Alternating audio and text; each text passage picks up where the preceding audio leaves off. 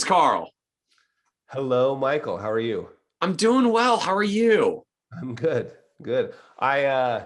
We've moved from London to back home to Utah, and the blue couch is going to be away for 4 months. So I replaced it with Oh no. a blue hoodie just to make you feel better. I appreciate the blue hoodie. I will admit I am missing the blue couch, but I'm glad to hear like it's in transit. I wish you had picked a faster boat that can get it from London in faster than 4 months, but like you have saved the couch. It's on its way. I really can't ask more than that. So Pretty darn funny that people actually asked about that. When I announced that I had moved, people on Twitter actually said, I hope the blue couch is coming because that would make Michael very sad. And I was like, yeah, I'm excited about making Michael a little sad. I want to throw him off his game a bit. It's like the advisor version of trash talking. It wouldn't help. Like all that would happen is you would show up without the blue couch, and then I would go and have to buy you a blue couch. And your wife is an interior designer, and I am not. So I guarantee you she will hate whatever blue couch I send because I have no skill or competency in this whatsoever. So like, for the sake of your marriage, don't make me pick a fight with your wife over the blue couch. Let's just stick with the beautiful blue couch she already picked. Yeah. Look, and we'll get it back on in approximately 4 months. Yeah, we don't want to beat this to death, but that blue couch has gone from New Zealand to London. I promise you, it's coming to Utah. Like it fantastic. There's no way. So as we kick off the discussion today, I want to actually talk a little bit about fees, compensation, advisors, and what we charge. Because we had put out a study around this recently. So we did some Kitces research on how advisors do planning and what they charge. Last year, we've been publishing some sort of deep dives into some of the data and analysis over the past few months.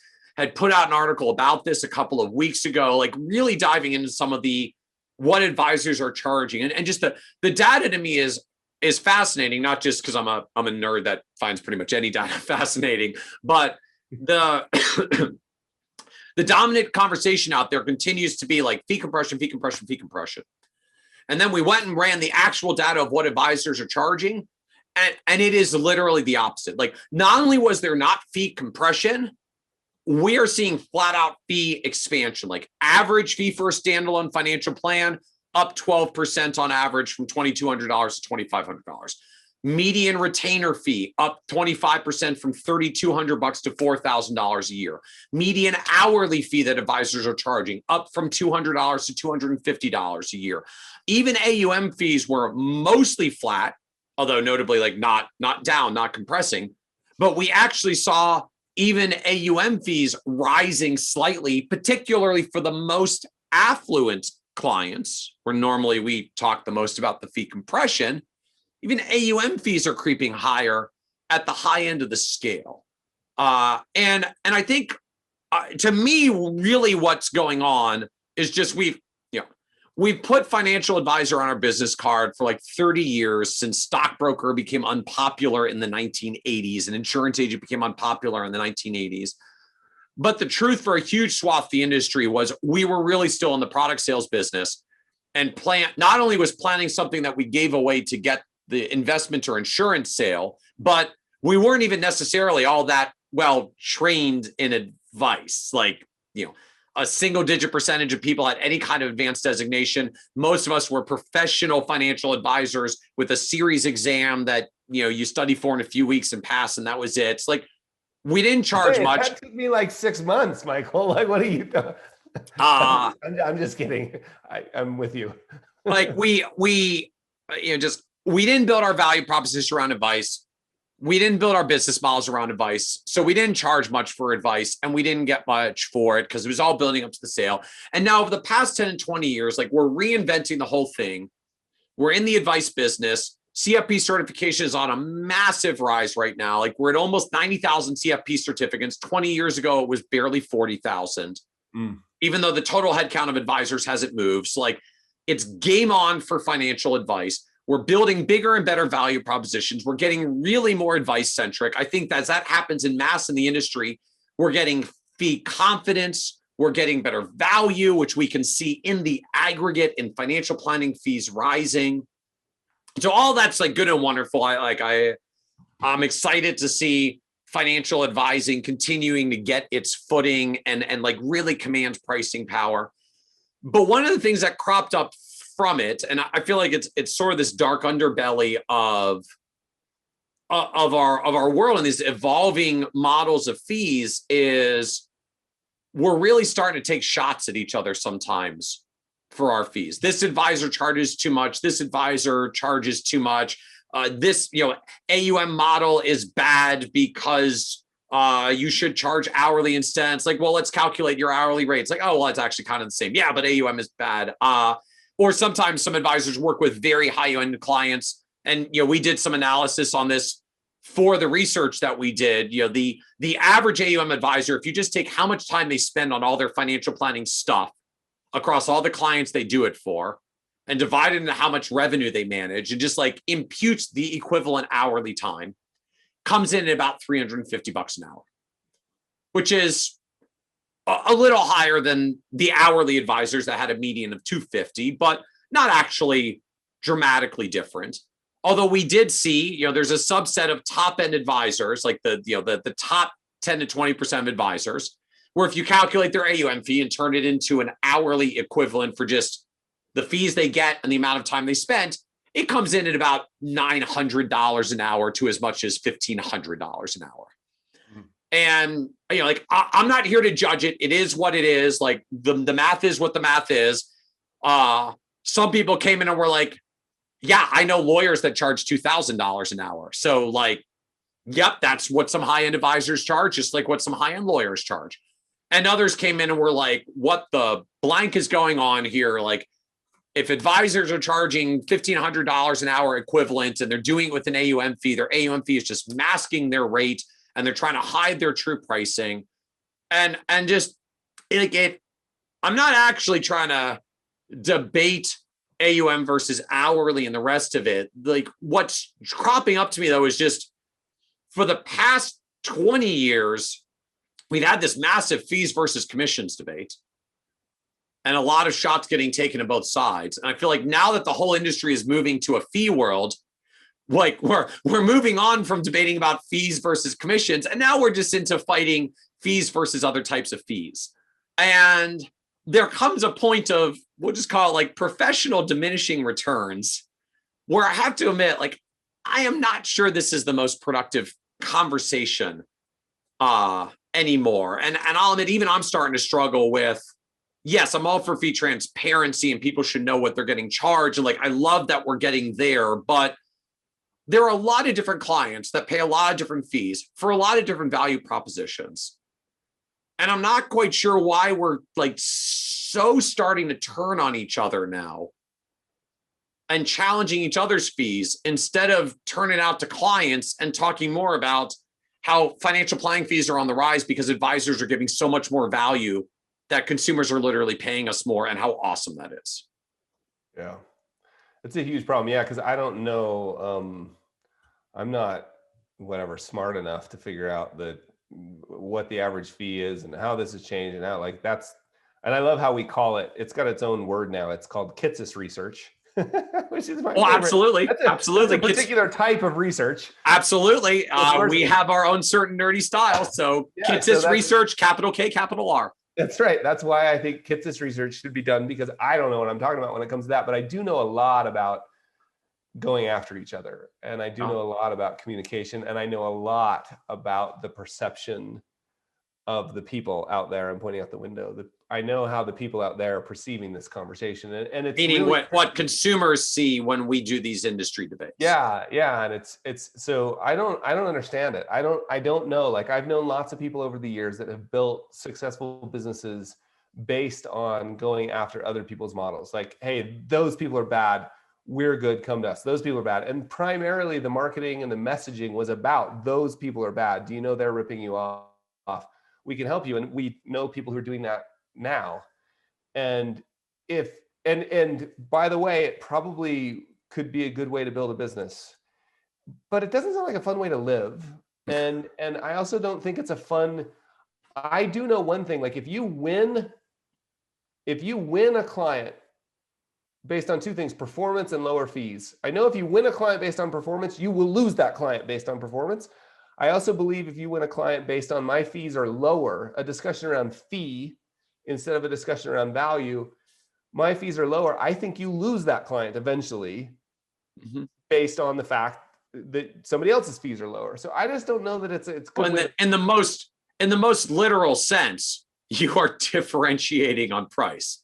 And right, not value, not what I offer, not what I do for my clients, not their positive outcomes. Like, you're literally differentiating on price.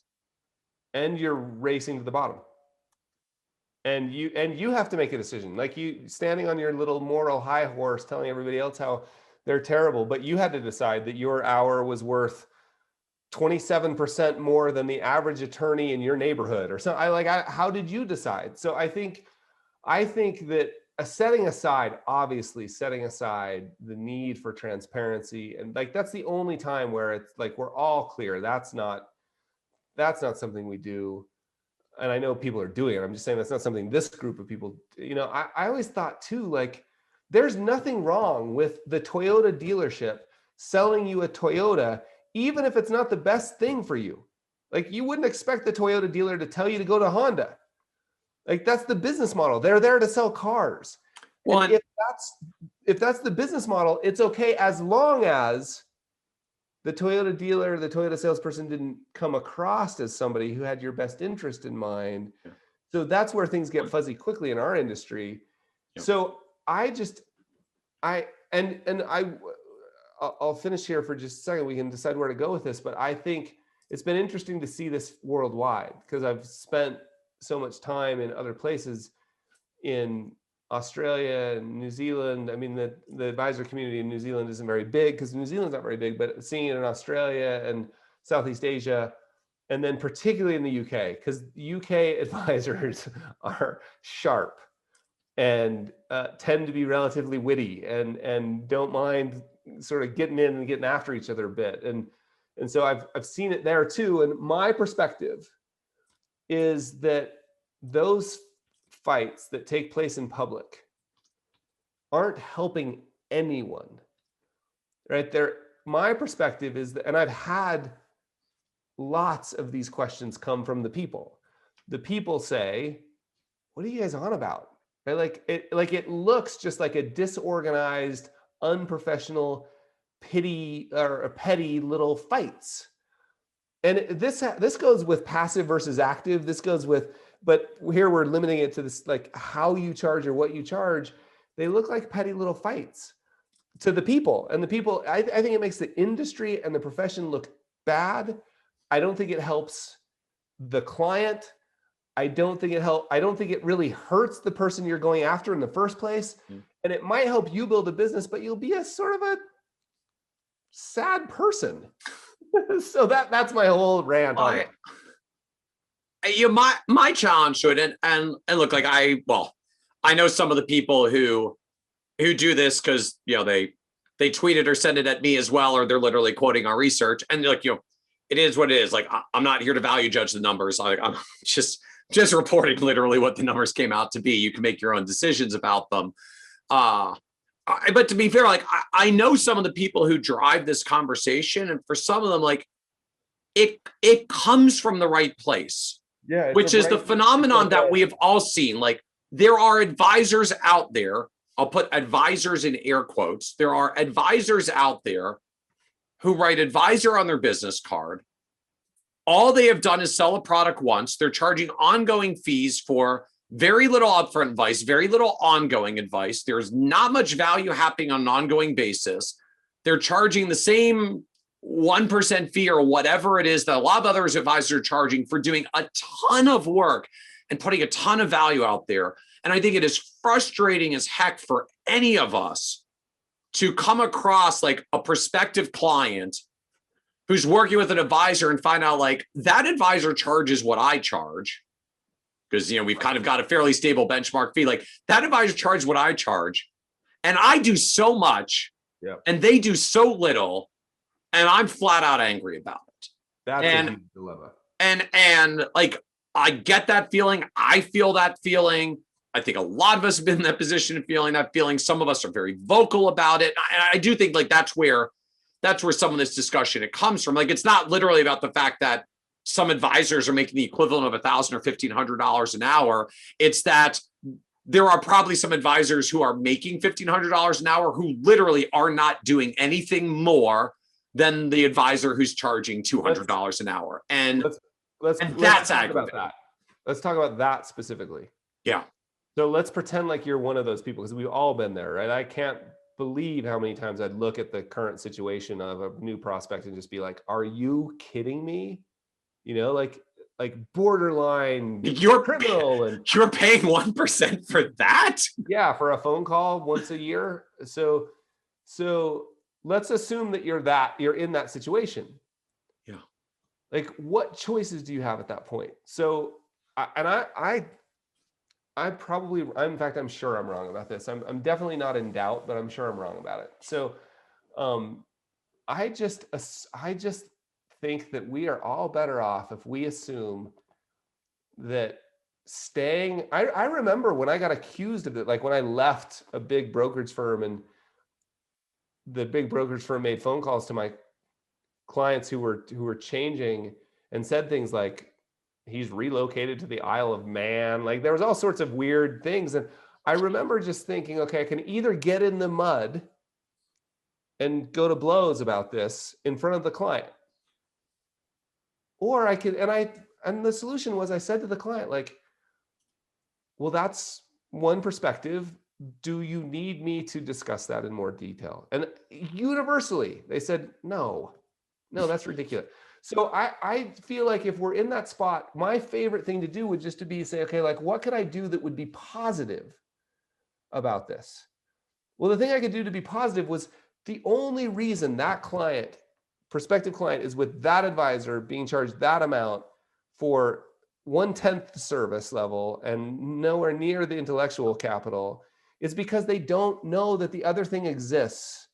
Whose fault is it that the client doesn't know that you exist? It's not the advisor over there. It's not their fault. It's not the client's fault.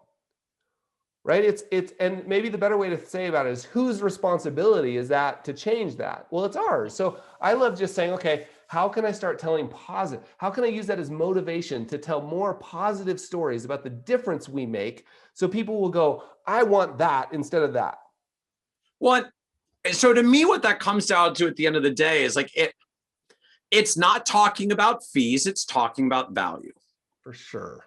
Right? Like, the problem is not that some advisors' AUM fee is the equivalent of $1,500 an hour. It's that someone out there's an advisor generating the equivalent of $1,500 an hour that's basically doing nothing and delivering almost no value beyond tending a portfolio that is basically just tended because the software hits a button to rebalance it once a year. So to me, like the way we need to highlight this is not, AUM is good or bad, or this much an hour is reasonable and this much an hour is not reasonable. To me, like, that's the equivalent of like buying a Ford and driving a Ford and loving your Ford and shouting at anybody who has a high-end BMW about why they're a freaking idiot because they could have gotten transportation to get from A to B for half the price or more or less. And like, that may not be why they bought the car. There may be a whole lot of other things that they see in the value there. And, like, we have to at least start with what the value is, and maybe even recognize that part of the reason they bought the BMW wasn't even about getting from A to B. It was social status or certain luxury features or whatever it else is that you wanted in there. And so even it's at the most basic of, like, instead of saying, hey, advisors who are doing this model are overcharging, like, what does it look like just to come at it and say, we believe in giving great service and we talk to our clients 4 times a year. When was the last time you heard from your advisor? Yeah. And what good does it do for the person sitting in the Ford to be screaming at the person in the BMW? Who does it help? And who does it hurt? Like, just the only person that's affected by that is the person sitting in the Ford screaming. So I just think, like, we could just flip this all on its head and say, I am going to do nothing but put positive messages into the world about the value that I and my friends deliver. And I'm going to tell those stories. The reason that person is making the decision to work with that advisor is because they don't know any better. It's not their fault that they don't know any better. And it's not the advisor's fault that they don't know any better. It's our responsibility to change it. Yeah. But it's not about the fees. It's about however it is they're formulated. It's about what they're getting for it, right? Like, well, so just starting, no, it's not starting the conversation like they charge you with this model, you should use that model, but just saying like, hey, you're paying this to your advisor. Like, I'm just wondering, like, what are you getting? I mean, just what are they doing for you that's valuable? And they meet with me once a year. It's like, that's cool. We actually meet with our clients 3 or 4 times a year. What else do they do? Well, they keep my portfolio on target and rebalance once a year. Oh, well, cool. We actually continuously monitor and will rebalance throughout the year as appropriate. What else do they do for you? Right. And just, let the client talk about what's valuable. If what you do is more valuable for less money, or frankly, even the same money, they're going to put the dots together pretty quickly all by themselves. Like, wait, let me get this straight. You do everything my current advisor, but better, and it'll add up to less. Yeah. So like, great, you're going to win the business, but you don't have to go after the fees or the fee model.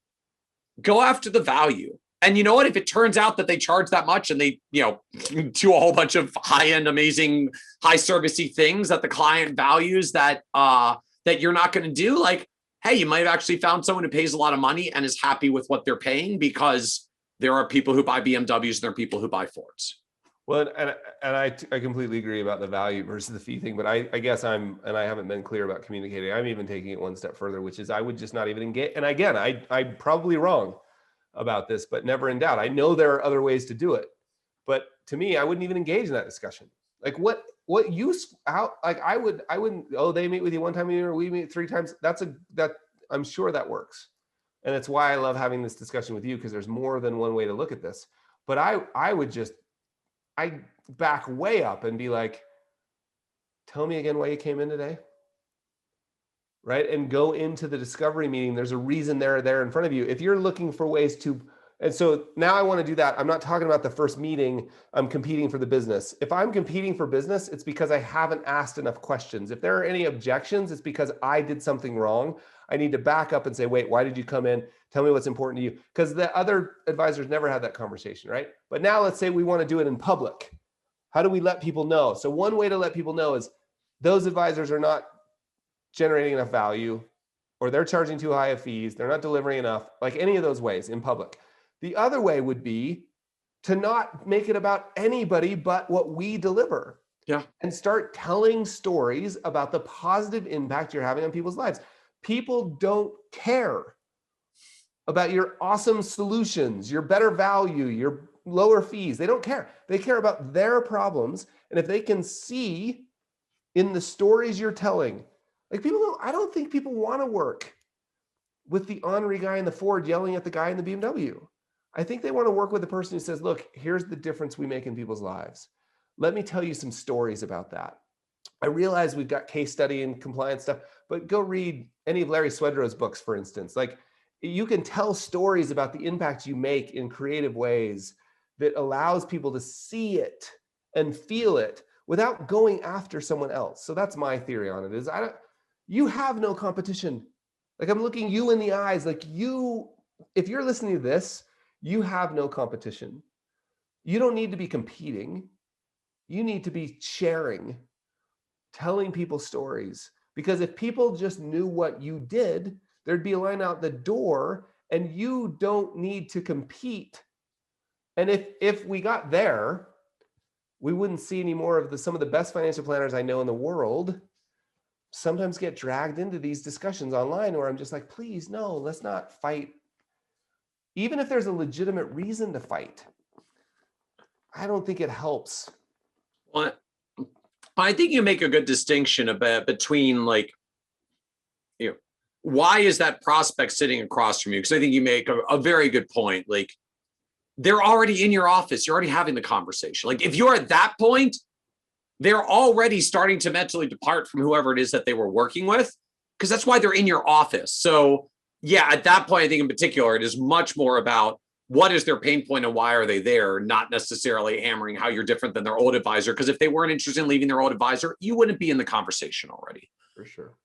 It is maybe a different context when we talk about this as, the the industry discussion, the marketing, the public discussion, the getting it out there, as you know, like the person who's with an advisor that charges a lot does very little, and the client doesn't even realize it's a bad deal because they don't know what anyone else does that might give them more and might even give them more and charge less. And so again, even in the context of some of the folks that I know that push this conversation publicly, like, I know that's what they're trying to get to. Right. You're paying so much and getting so little. But I guess it's core to me, like, I wish we would spend less time talking about you're paying so much and spend more time talking about you're getting so little, or maybe not taking shots at getting so little from others, but like, here's what it looks like to pay a lot and get a lot. Yeah. Like, let's just talk about like, here's what good value looks like. You're getting this many ongoing meetings. You're having these kinds of conversations. You're comfortable to call your advisor about these problems. You get these answers in this kind of time turnaround that doesn't involve waiting multiple weeks. Like, you spell out what good value looks like. And you know what? If the people you're trying to work with care about that stuff, they're going to react and they're going to call and they're going to say like, wow, that is not what my current advisor does for me. Apparently we should need to talk. And if they don't care about it, because it turns out they bought for a different reason, right? You know, you're a Ford dealer marketing like the quality of your vehicles and their reliability and their affordability to get from A to B. And that's not the thing that motivates a particular client, because value is very much in the eye of the beholder. Like, they might buy something else for a different reason because value is different for them. And that's okay too. Like, Totally. we value things differently for a lot of different reasons. But, you know, if the problem at the end of the day is you think someone else charges too much for doing too little, like, I wish we would talk less about they charge too much and more about, you know, what does doing too little look like and what does real value look like? Yeah. And doing it in ways that are creative and thoughtful, right? Rather than it being, they don't deliver enough, here's what we deliver. And again, that's fine. But I just think, and you also have to think about like, what kind of person, what kind of client do you want as a client? And how can you set that up from the beginning? If you just want, sometimes people hire people because they want someone to be disagreeable with. That's like what they're paying for. It's not very fun. Like, and so I think if you're out in the public just being disagreeable all the time, you tend to attract people who are like, yeah, I want that kind of like hard-hitting, disagreeable person. And if that's what you enjoy, then that's good. But the other way to do that would just be to say, I'm going to focus on the positive work that I and my friends do. And I'm going to tell stories about that.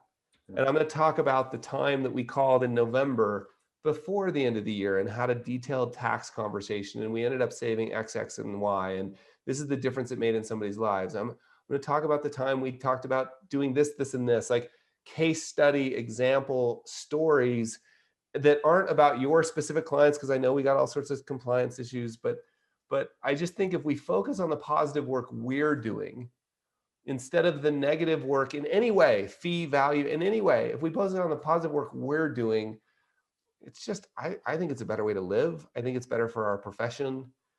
And I know the public gets confused because they see negative people going after negative people and they just are like, what's the deal with you people? Could you imagine that with doctors? Yeah. Like if you've got a score to settle internally, settle it. Like there's ways to settle that, right? Like CFP board, I don't know. I don't know how you do that because I've never thought about it, but you don't need to make it a public fight because it doesn't help anyone. Yeah. So that's my thought. I got nothing else. No more finger wagging. No more finger wagging. Yeah, I guess my only finger wagging is just like I think we got to stop talking about who charges the highest and reasonable fee, because someone's going to charge a freaking huge fee and they're going to be awesome for it. Like, let's talk about the value you're getting. Like, what's the value? And consumers aren't dumb. Like, they can figure it out. They just may never have seen what a different kind of value proposition looks like for that fee. So you don't have to take a shot at the fee. Just get out there with your value and what you do. For sure. Totally. Amen. Awesome. Well, thank you, Carl. Yeah, it was a pleasure. Thanks, Michael.